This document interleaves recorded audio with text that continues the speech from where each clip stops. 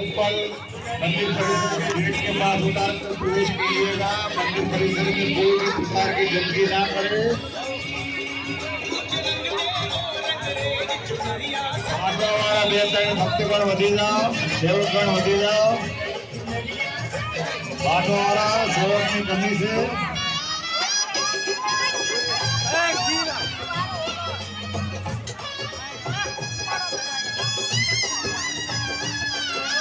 मंदिर परिसर में कोई भी प्रकार नो नशो प्रति करे आवવાની સખ્ત મનાઈ છે।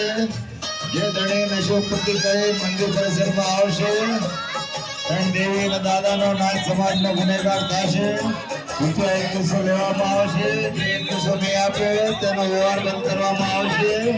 આ નિયમ ધન દેવી અને દાદાના કીધેલ પ્રમાણે લીધેલ છે। આ નિયમ 365 દિવસ લાગુ છે। ધન્યવાદ।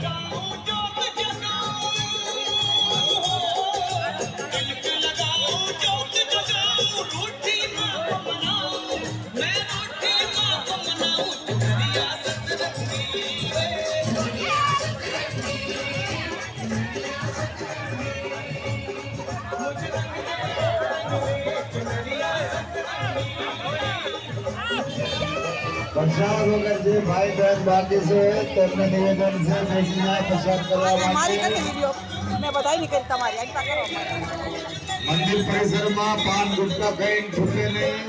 बहनों भाई लोग के निवेदन से मंदिर साफ स्वच्छ रखे।